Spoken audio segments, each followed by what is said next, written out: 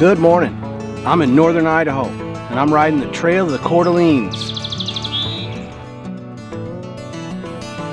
The Trail of the Alenes is a 73-mile-long Hall of Fame rail trail that just happens to be paved all the way.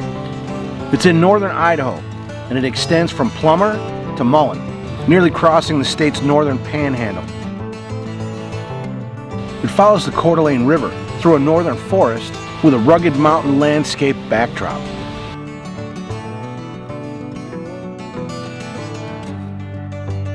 The trail goes through some really cool old mining towns, like Wallace and Kellogg. There's a lot of mining history here in the Idaho Panhandle. From the 1880s to the 1920s, they turned these mountains inside out, looking for gold, silver, or any other animal, vegetable, or mineral that they could turn a profit on. And the railroad helped haul these natural resources away. The huge piles of mine tailings are a great reminder of the area's mining history. Watch out for an abundance of wildlife. I was treated with a bald eagle sighting early in the ride today. You come for the scenery, but you stay for the wildlife. Considering the scenery, the history, the wildlife, and all the other cool stuff in northern Idaho, this is going to be a mighty fine rail trail.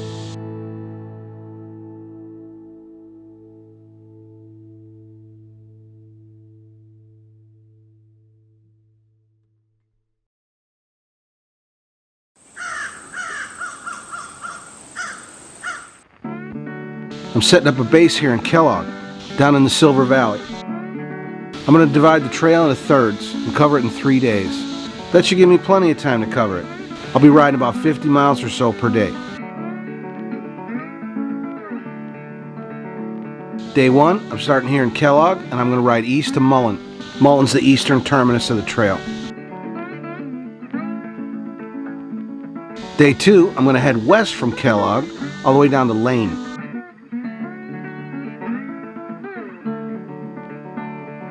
And then on day three, I'm going to drive down and park where I left off the day before, and then finish the ride to Plummer.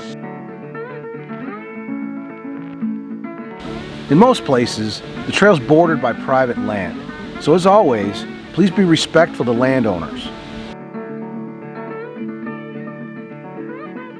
Kellogg, here in the Silver Valley, seems to be the mountain bike capital of northern Idaho. The week I was there in June, there were hundreds of mountain bikers all over the place. They take a gondola ride up to the top of the mountain and then ride the trails back down. Looks like a blast. Most folks I saw were riding mountain bikes. Very few were bike packing on the Coeur d'Alene Trail. With all those cool modern mountain bikes everywhere, and me on my touring bike, I felt a little out of place.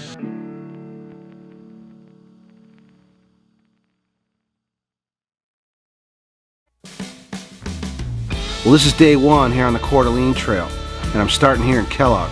I'm going to ride east to Mullan.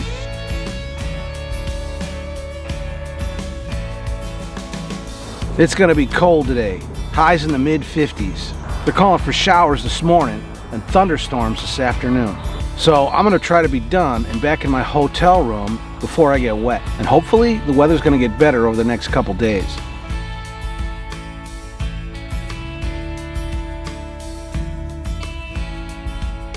It's about 20 miles or so to the eastern terminus there at Mullan. There's a slight uphill grade all the way as you follow a narrow mountain valley into the Coeur d'Alene and Bitterroot Mountains.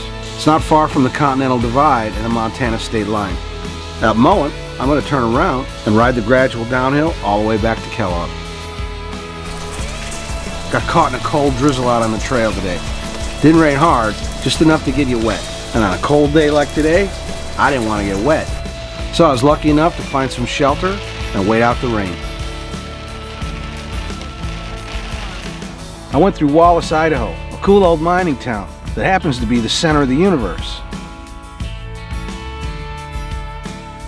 Wallace is the quintessential old mining town, straight out of central casting. If you're going to make a movie about old mining towns, this would be the place to do it. It's classic. Starting back in the 1880s, they pulled millions of dollars of gold, silver, and lead out of these mountains. But that came with a long-term cost. There are signs up all over, warning of toxins, heavy metals, and other pollutants left over from the mining days. Don't stray far from the trail and go rolling around in the dirt. You don't know what kind of contaminants are in that dirt. The water, even though it looks crystal clear, is not safe to drink, even if you filter it. Too many mining contaminants. So far, the eastern portion of the trail between Kellogg and Mullan stays pretty close to Interstate 90, so traffic noise is never far away.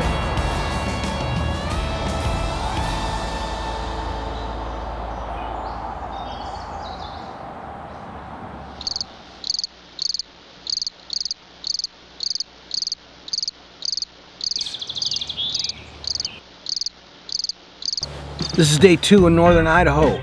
I'm on the trail of the Coeur d'Alenes. I stayed in Kellogg again last night, but today I'm riding west. Today I'm riding the middle portion of the Coeur d'Alene Trail. The section between Kellogg and Metamount starts by going past some old mining leftovers. It's another cold start to the day. Lows this morning in the mid-30s. But this is the Northern Rockies in mid-June. It's not officially summer yet, and snow is still within the realm of possibility. About 5 miles west of Kellogg, the trail goes under the interstate and then suddenly changes. It becomes less industrial and more forested, leaving the interstate and most of that traffic noise behind. But then follows the idyllic Alene River, passing by mountains, forests, and lakes.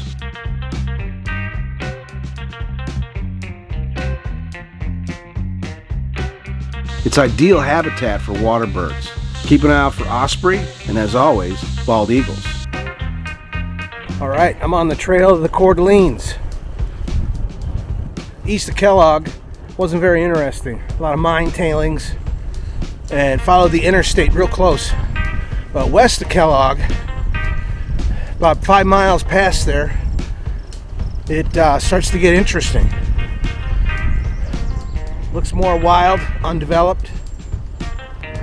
But yeah, the trail's starting to get pretty now.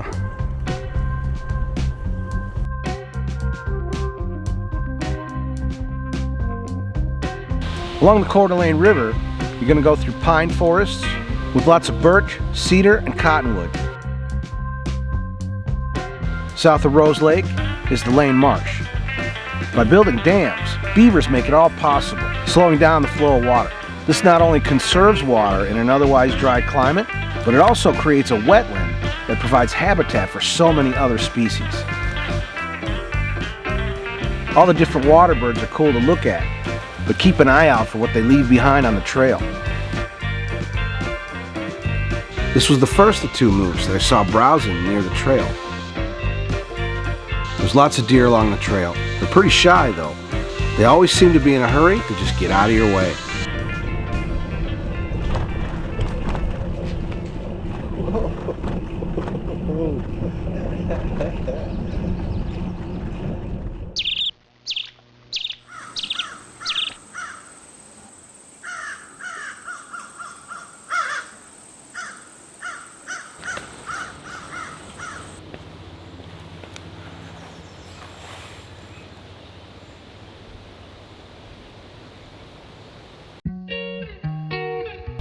Well, this is my 3rd day riding on the trail of the Coeur d'Alenes here in northern Idaho.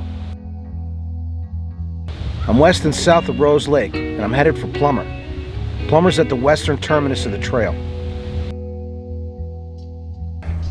All right, I'm on the trail of the Coeur d'Alenes.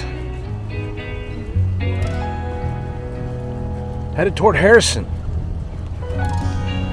It is a cool and cloudy morning. Probably about 50 degrees. Overcast. Not much wind though. Calling for scattered showers throughout the day. So, chance I could get wet. Hopefully the clouds will blow over. Sun comes out and we'll have blue sky later. Maybe. I hope. That or I'm gonna get soaked. Alright, either way.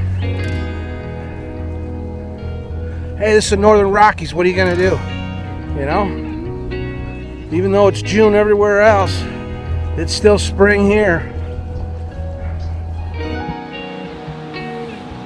I went through the town of Harrison, an historic old town on the eastern shore of Lake Coeur.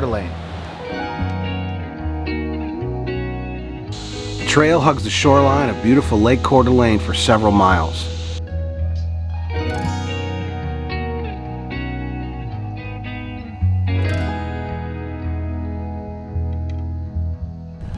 All right, riding along the Lake Coeur shoreline. Weather's holding out. It's a little overcast, but so far no big rain.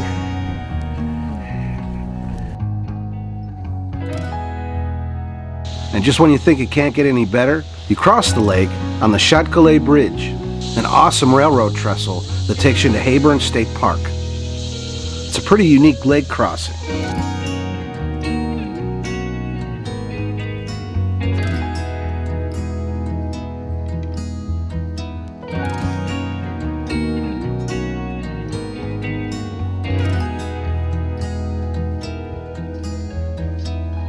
After crossing the lake, the trail follows its western shoreline.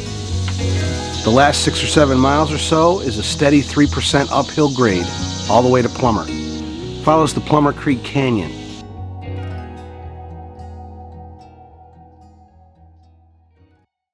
Wow, this last 7 miles or so from the bridge up to Plummer is gradual uphill the whole way. Whew. But when I get to Plummer, I'm gonna turn around and it's gonna be downhill for about 7 or 8 miles. Whew, catching Plummer.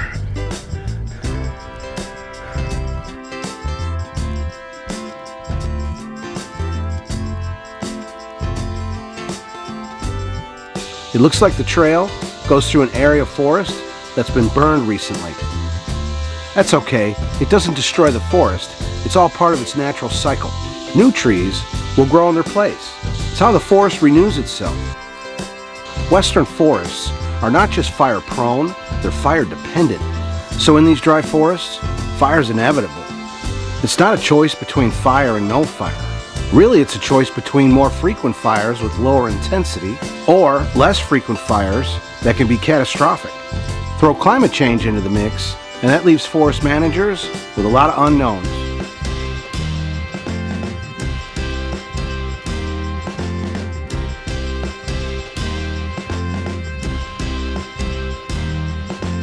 The trail ends or begins at Plummer, a small town on the Coeur d'Alene Indian Reservation, where there's this really cool monument honoring Native American warriors and soldiers.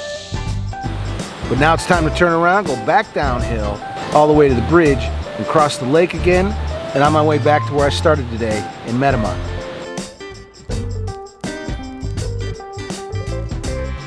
And look at these birds. I don't know if they're greeting me or laughing at me. The sun finally did show its face, broke up some of these clouds, and we had some patches of blue sky. After the last few cold and cloudy days, that sunshine sure felt good. In 1884, this incredible rail line was part of the Union Pacific Railroad. Now, it's one of the finest rail trails in America. So I just want to say thank you to the great folks of Idaho for building this awesome rail trail. Well, that's it for me here on the Trail of Coeur d'Alene's. Another great rail trail here in northern Idaho. You really got to come check it out. Hope to see you down the trail. Thanks for watching. Now go ride your bike.